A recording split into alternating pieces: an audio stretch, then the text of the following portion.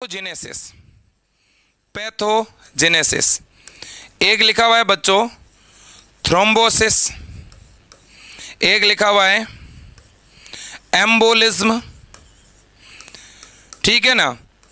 इन तीनों के बारे में पहले जानते हैं। पैथोजेनेसिस क्या है, थ्रोम्बोसिस क्या है और एम्बोलिज्म क्या है। बहुत इजी है, बहुत इजी है बच्चों। पैथोजेनेसिस, पैथोजेनेसिस का मतलब यह है कि हमारे बॉडी के किसी ऑर्गन पर कोई पैथोजन अटैक करे और फिर हमारे नॉर्मल बॉडी फंक्शनिंग को वो अफेक्ट करे, तो उसकी पूरी स्टडी को हम पैथोजेनेसिस कहते हैं।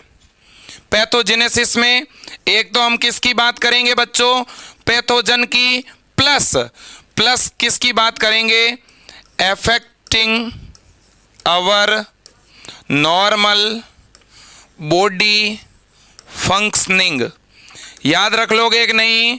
बिल्कुल जी बिल्कुल, ठीक है। हाँ, पैथोजन, ठीक है। कोई भी डिजीज का जब हम कोज पढ़ते हैं, उस पैथोजन के बारे में पढ़ते हैं और वो पैथोजन हमारे नॉर्मल बॉडी फंक्शनिंग को कैसे अफेक्ट कर रहा है ये पढ़ते हैं, तो उस पूरे प्रोसेस को हम बच्चों क्या कहते हैं, पैथोजेनेसिस।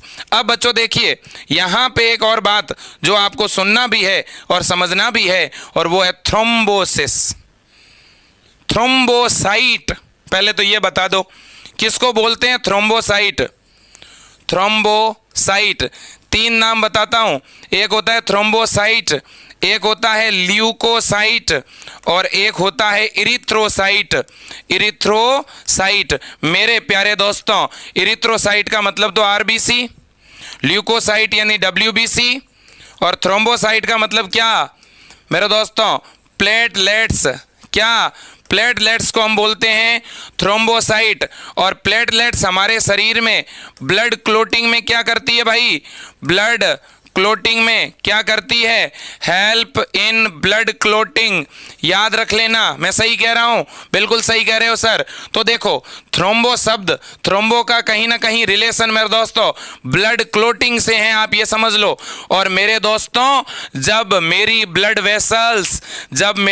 वेसल्स जो हैं वो ब्लॉक हो जाए, बंद हो जाए, ठीक है, और किसकी वजह से बंद हो जाए, ब्लड क्लोटिंग हो जाए उसमें, तो ऐसी परिस्थिति को हम थ्रोम्बोसिस कहेंगे। तो मेरे दोस्तों, blood clotting, then blood vessels blocking. ठीक है बच्चों। अब आप कहोगे सर ये ब्लड क्लोटिंग हो कहाँ रही है, ये ब्लड क्लोटिंग हो कहाँ रही है, इन ब्लड वेसल्स, इन बीवी। जब ब्लड वेसल्स में ब्लड की क्लोटिंग हो और उसके बाद में ब्लड वेसल्स की ब्लॉकिंग हो, तो उसको हम थ्रोम्बोसिस कहेंगे कि नहीं कहेंगे। हमारी ब्लड वेसल्स में रक्त का थक्का बन जाए, ठीक है ना, ब्लड का अगर क्लोट बनेगा तो ब्लड आगे जाने का प्रयास करेगा, लेकिन वो आगे जा नहीं पाएगा। याद रख लेना। अब एक होता है बच्चों एम्बोलिज्म। ये क्या चीज है भाई? देखो बच्चों, कई बार क्या होता है कि हमारे ब्लड वेसल्स के अंदर कुछ इस प्रकार के मेरे दोस्तों मास, कुछ इस प्रकार के द्रव्यमान मूव कर रहे होते हैं और उनकी वजह से मेरी ब्लड वेसल्स ब्लॉक हो जाती है। मेरी ब्लड वेसल्स ब्लॉक तो हुई, बट ब्लड क्लोट की वजह से नहीं, कुछ और अदर पार्टिकल की वजह से, जैसे कि कोई कोलेस्ट्रॉल या लिपिड का कोई मॉलिक्यूल था और उसकी वजह से मेरी ब्लड वेसल्स ब्लॉक हो गई, उसे एम्बोलिज्म बोलेंगे मेरे दोस्तों। तो एम्बोलिज्म में भी क्या होती है, blocking in blood vessels by some mass. ठीक है ना, याद रख लेना मेरे दोस्तों। तो ये दोनों ही कंडीशन, थ्रोम्बोसिस और एम्बोलिज्म, ये दोनों ही ब्लड क्लोटिंग एंड दोनों ही ब्लड ब्लॉकिंग को शो करती है।